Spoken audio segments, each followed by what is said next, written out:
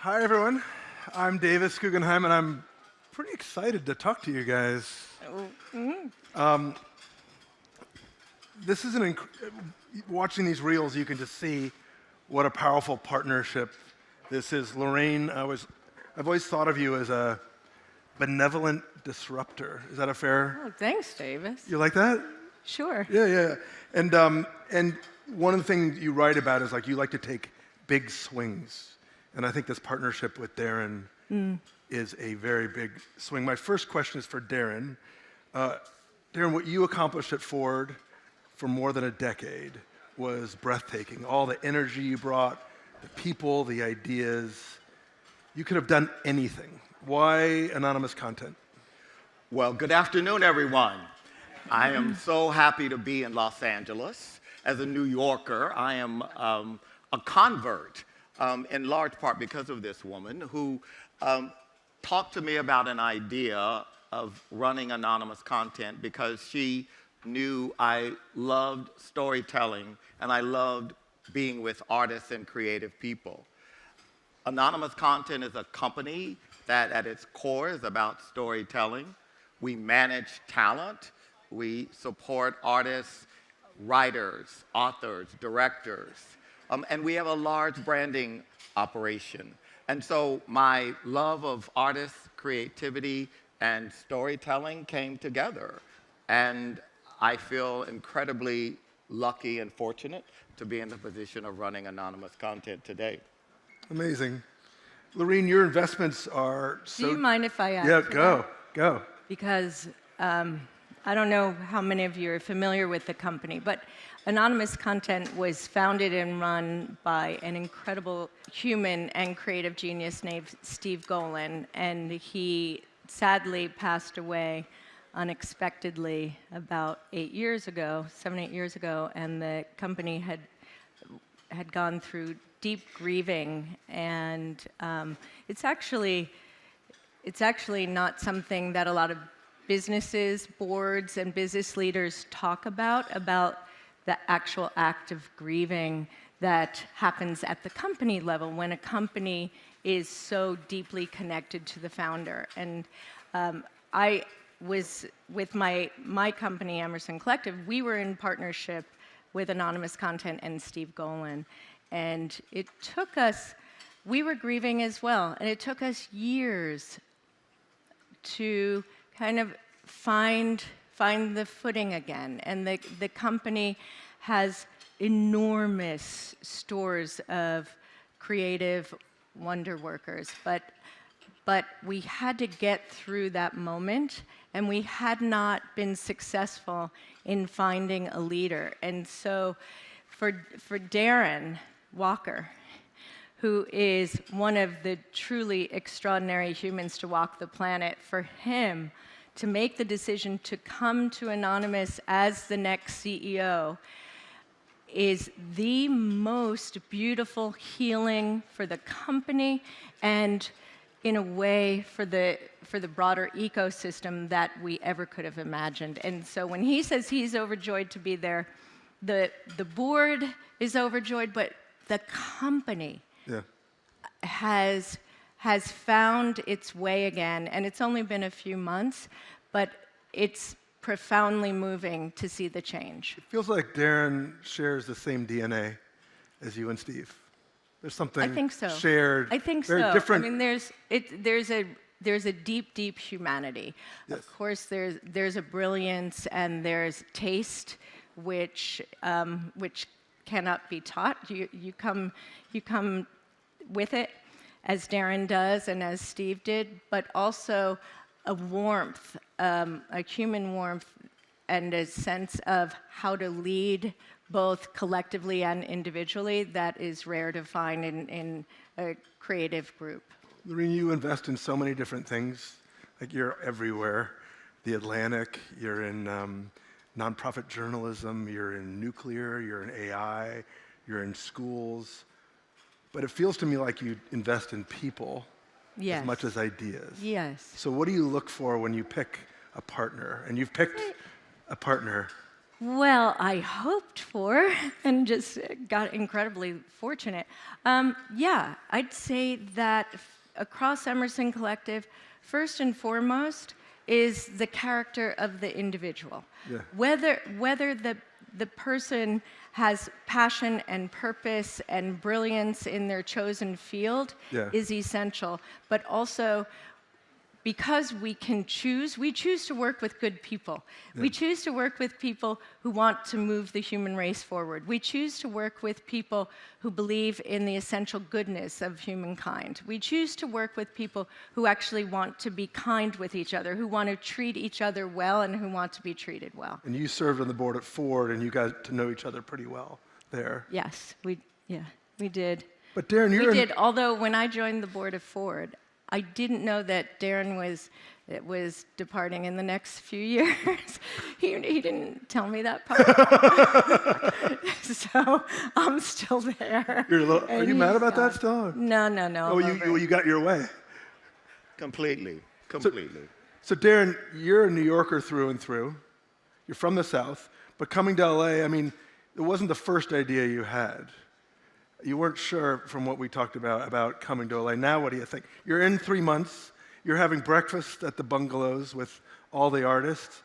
You're talking to all the decision makers. This town is so distinct and different, and it's rare to have this outsider come with your brain and think about who we are. Tell me. Well, I think I'm a New Yorker, and we New Yorkers create a binary. You can't like New York and like LA. You really can't. And that binary has actually been created by New Yorkers to serve us, because To keep the talent. well, because we truly know that there is so much out here that is a draw, and we believe New York is the center of the world. And so when we open our eyes, as I have done, and allow ourselves to put aside the biases around when we tell ourselves, oh, there's no culture, they don't read, all the things that we say about people in LA. When I come to LA, I've had some of the most intelligent, interesting conversations I've had in years in LA. I have done gallery crawls, an evening with Dudamel at the Disney Center, a day of going from the Broad to Mocha to the new LACMA, and it was completely stimulating. So for me, as I have opened my eyes to this city, it's a remarkable place. And there's never been a more exciting time to be in LA, in spite of whatever dystopian narratives about the industry that are out there. This is an exciting time to be an entertainment company and to do the things that we do. There's no doubt the contraction of the industry, the ecosystem disruption is having an impact, but it's a really exciting time to be in LA. Let's talk about that. You talked about a dystopian feeling. Like, I'm in documentary, and there really is a worried sense that the fundamentals of Hollywood have changed, that the buyers have shrunk. What are you seeing? What opportunities? First of all, do you agree with that? But what do you think the opportunities are for anonymous content? Well, there's no doubt that the system that we have understood, the legacy media system, is completely being transformed. Yeah. And even the innovators are at risk of being left behind. Yeah. So Netflix and the streamers are looking over their shoulder at YouTube, because more people are watching YouTube and consuming content on YouTube than on Netflix, than on streamers generally. And so the great thing is that content is being democratized, and so more content creators have more access. So that's a good thing. Yeah. The challenge is the business model, the revenue streams that the industry has relied on are evaporating, and there is not clarity on what's going to replace those revenues. And so that is in part why the disruption is creating so much angst. Not because people are consuming more content. So when people say, oh, yes, they're not looking at traditional television, but they're looking at YouTube on their television. Yeah, there's a McKinsey report saying that consumers are watching more content than ever, but it's in non-traditional spaces. Correct. Yeah. And they're not spaces that have a business model attached to them for the creators. That's exactly right. And so the opportunity for a company like Anonymous that has an investor community that has a long-term view. We don't have private equity funds, which many of our competitors do. And so their ability to look over a long horizon is somewhat constrained. So when you have capital, you have a long-term commitment, leadership, you can be courageous. You can take risks. You can produce things that others might pass on. The challenge is distribution. That's right. I think I have a fellowship program in my company, and I work with a lot of young filmmakers in their 20s, and they are as ebullient and powerful and exciting as ever. Sundance this year was incredible. People are making great stuff.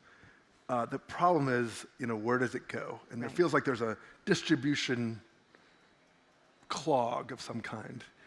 They haven't figured out how to monetize it. And when we have that breakthrough, good stories will find their place. Indeed. But Davis, you've seen boom and bust in this way. You've seen buyers that were ever present for documentaries, and then you've seen it evaporate. And so, how do you characterize this moment within the context of those kind of cycles? To me, that's the question: are we in a boom bust cycle like we always have been? I remember DVDs came, and so theatrical is dead, and then theatrical came back, and then streaming came, then theatrical is dead, then theatrical. There's all these boom and bust cycles. We are definitely in a bust mode right now. The question is, does the cycle swing back, or are the fundamentals so different that something has to be reinvented? My sense is that people will always love great storytelling, and audiences want that. All you got to do is make great stuff. Make great stuff that you love, and people will want to watch it, and you'll find a way. Yeah, it's interesting though that this next generation is cherishing activities in real life, activities that bring them together, the building of community. And so because of the atomization of the viewing experience, there actually might be a coming back to theater going as a community building activity. I feel that live music, theater going, but you also could look at Disney in the period before Pixar. Disney was a storied animation company. It was more than that, but the animation company was in many ways dead and making the same old stuff with talented people, but they'd sort of lost their way. And then Pixar just breaks it wide open. Yeah. Toy Story changes the mode, uses digital animation. So I feel like all you need is that one breakthrough, and the boom comes back. Yeah. And so I just feel like make great stories, and Darren will do that. Well, and the point of community, we're seeing counter narratives, right? So Barnes & Noble is opening 70 bookstores. We're seeing trends in theatrical release data that more young people are interested in theatrical releases because people are desperate for community. And many people are realizing that sitting at a keyboard does not build community and does not fulfill your need as a human being to have human interaction and to collectively experience whatever the emotion may be, whatever the experience may be. There is an intrinsic value that gets at the dopamine in our brain when we are sitting in a theater and we together experience, whether it's live theater or it's cinema, and that gives me hope. Yeah. Build it and they will come. Build it smartly and they will come, and build it for them That's right. and they will come. Yeah. Laurene, you wrote, and I love this so much, light is not the absence of darkness. It's the act of shining light through it. And what I love about that is like hope and light is not this passive thing. We're not waiting for it to come to us. It's an action. And we have to stand up and do that. And I want to talk to you both about stories that are active and are activist and are trying to change the world. How do you feel about that right now, Darren, with Anonymous? You know, I think my experience is that buyers are a little bit edgy now. They're a little bit risk averse in terms of what they want to make. It's funny, I was invited to Milken 20 years ago in the main stage over there to watch Al Gore give his slideshow. And someone was saying, well, there's a slideshow he gives, and we're going to make a documentary. And I'm like, that will never work. And Laurie David said, you have to go see this. And so I went, and they were serving chicken, and I watched the slideshow. I was like, oh my God, what he's saying here is mind-blowing. And it was so amazing that I said, I have to make that documentary. That was 20 years ago. Paramount of all places. And that was an inconvenient. I buried the lead. That was An Inconvenient Truth, the movie I directed. Paramount released that movie. Mm-hmm. I don't think Paramount would release that movie today. I just don't think the streamers want a political film right now. So what do we do about that? What do we do about, because I know we're all invested in these stories. Do you think there's a place for activist stories and storytelling? I don't know if I would defend a place for activist storytelling. I always believe that beautiful stories, well told, always have an audience. What Darren was talking about is experiencing these human emotions that are common to all of us. We have universal responses to certain stories that reach the core of our being. Yeah. Those stories, yes. And I think if you look at the Academy Award nominated films for Best Picture this year, so many of them were so beautifully crafted, gorgeous stories, yes. And they came from all different directions, but what they had in common was beautiful storytelling. Mm-hmm. And so I think as long as great creators like yourself craft beautiful movies, there always will be an audience. Yeah. Like your last film, Deaf President Now, I thought was just so masterfully crafted, and it was such an important story. It was a story that was new to me, and I saw it with a group of people in a theater, and everyone had that same response to it. Yeah. So I think anything that's emotive and important, it will always have resonance.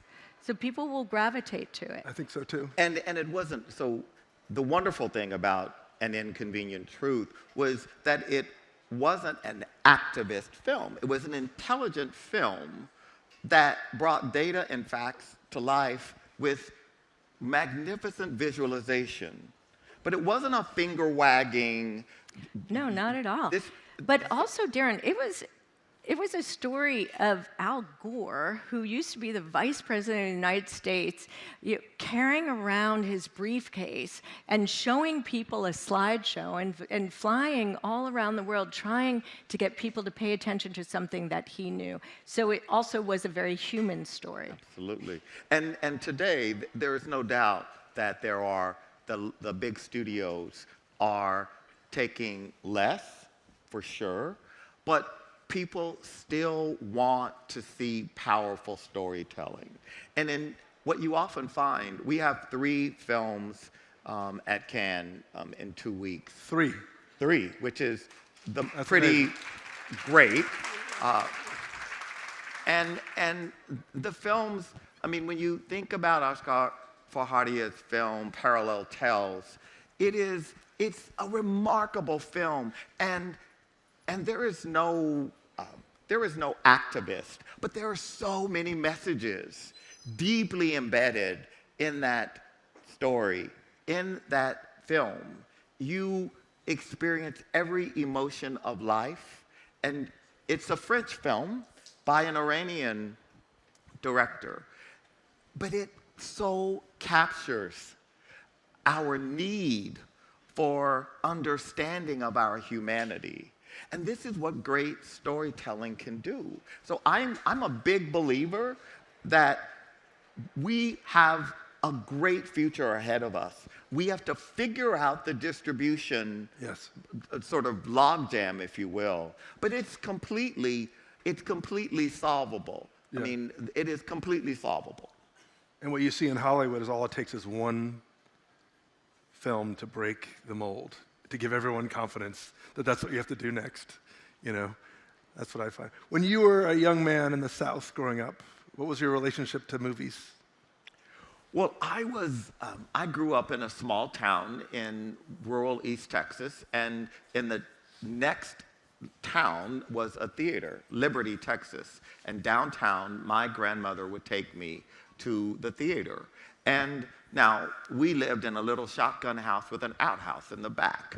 And to go, I remember the first time I saw Sidney Poitier in Guess Who's Coming to Dinner. I had never seen a black man with that level of dignity and elegance and confidence in a room full of white people. I've just never seen that, because growing up in the South as a black kid, the black people in my milieu were poor, were domestic workers, and pretty much subservient, particularly in a room of white people. And so to see this man fully empowered and confident in his brilliance and his charisma was transformational for me, because I didn't experience that. And this is what stories can do. They can take you away and out of your experience and help you, if you were a dreamer like I was as a boy, can expand your dreamscape, can broaden your understanding of the world. And so when we think about our lives, the very best storytelling, that's what it's done. And so my experience was I got hooked early, because when you grow up poor or you grow up in a situation where you are hungry to be taken out of that context, nothing can do that more than great cinema. Can we do that today? Absolutely, we can do that. We are doing that. We are doing that today. We have Remarkable Bright Creatures with Sally Field coming out on Mother's Day. I saw the preview opening last week.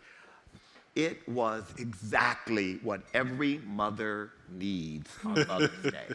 To be affirmed in her belief in her value and her success as a mother, in spite of all the bad things that may have happened to her and her son, and all of the typical dysfunctional familial situations we are in. This is what great storytelling and great acting can do. Well, I can't wait to see what you do, Darren. I think it's going to be amazing. Me too.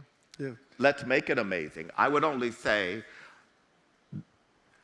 when I think about why we need storytelling, why I wanted to come to Los Angeles, there has never been a greater need for us to understand our humanity, for us to find community at a time when we are often being told that community, there are gatekeepers around who gets in and who is out. And what great storytelling can do is to break down those walls and to allow us to see our humanity and to see us for who we are. And so I actually think the work of storytelling is a noble calling. Yes, we're in entertainment, but to do the work we do today and the context in which we live, when we are so often being told that only certain people are worthy, only certain people are American, only certain people are patriotic, when we all know that we all love our country and are patriots, and it manifests in the multiplicity of ways that it does. And in the work of storytelling, we see that manifestation, the diversity, the richness, and it all comes from this idea that a group of men 100+ years ago said in creating this place called Hollywood, that it was going to be the place that would create the American idea. The mythology, the romanticized, the comedic, the whatever it might be view of who we are, that was created by storytellers. By storytellers who said, here's who we are, we Americans. And those storytellers helped give us the soundtrack of our history in this country. From a time of discrimination and exclusion over a period of time to more inclusion, more participation, more people being understood. Storytellers did that. And so I believe that storytellers play a very important role in ensuring that America can be America, and that the words of so many of the great poets about America, being America, that we actually can realize that through great storytelling. Amazing. Like that. I cannot wait to see what you do here, Darren, and we're going to see you succeed so well. Thank you. Thank you, Laurene. Thanks for bringing this amazing man to my town. Oh. And more stories for all of us. So Well thank you, everyone. Yes, thank you, Davis.